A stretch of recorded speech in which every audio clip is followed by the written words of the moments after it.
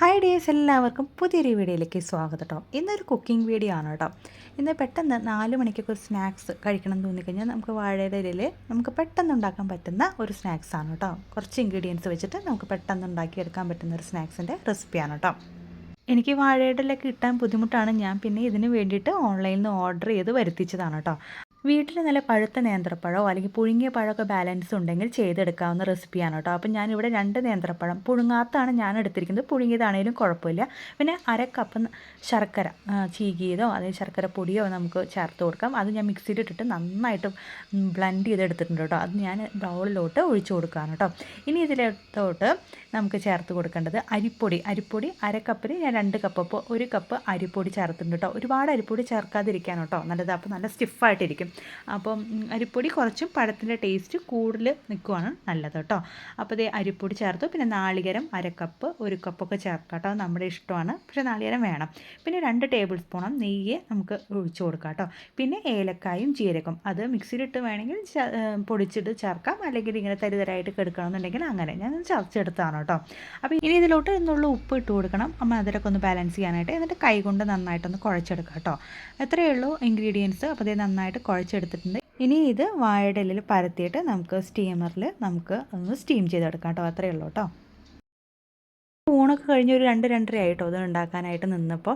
അപ്പോൾ എനിക്ക് 3-3:30 ആകുമ്പോൾ മോളെ പിക്ക് ചെയ്യാനായിട്ട് സ്കൂളിലോട്ട് പോകണം. അപ്പോൾ അതിന് മുന്നേ ഈ പരിപാടി കഴിഞ്ഞ് കഴിഞ്ഞാൽ പിന്നെ അവൾ വന്നു കഴിഞ്ഞാൽ വിശക്കണമെന്ന് പറയും. അപ്പോഴേക്കും ഉണ്ടാക്കി വെച്ചതാണ് കേട്ടോ. അപ്പോൾ ഇനിയിപ്പോൾ വാഴയുടെ ഇലയിലൊന്ന് പരത്തി കൊടുക്കുകയാണ് വേണ്ടത്. അത്ര ഞാൻ വലിയ സ്ലൈസ് ഒന്നും എടുത്തിട്ടില്ല. ചെറിയ സ്ലൈസ് വാഴയുടെ ഇലയിൽ ഇങ്ങനെ പരത്തിയിട്ട് ഒന്ന് ഫോൾഡ് ചെയ്തിട്ട്, നാളികേരമൊക്കെ ഓൾറെഡി നമ്മൾ ഇട്ടാണല്ലോ, അപ്പം അത് ഫോൾഡ് ചെയ്തിട്ട് സ്റ്റീമറിൽ ഒന്ന് സ്റ്റീം ചെയ്തെടുക്കുക. അത്രേ ഉള്ളൂ കേട്ടോ.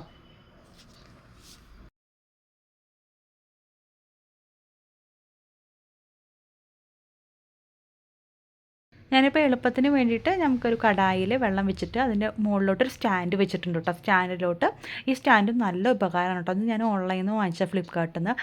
നല്ല ഉപകാരമാണ് കേട്ടോ. നമുക്ക് പെട്ടെന്ന് എന്തെങ്കിലും സ്റ്റീം ചെയ്തെടുക്കുകയോ ചൂടാക്കി എടുക്കുകയോ ചെയ്യണമെങ്കിൽ ഒരു പാത്രം വെച്ച് അതിനുള്ളിൽ സ്റ്റാൻഡ് വെച്ചിട്ട് ഒന്ന് മൂടി വെച്ചാൽ മതി കേട്ടോ. നമുക്ക് സ്റ്റീമറൊക്കെ എടുത്ത് വരുന്ന അത് വലിയ വെള്ളം ഒഴിച്ച് പിന്നെ അത് കഴുകി എടുത്ത് വെക്കാനും, അപ്പോൾ അതിനൊക്കെ മടിയുള്ളവർക്ക് പറ്റുന്ന ഒരു പണിയാണ് കേട്ടോ.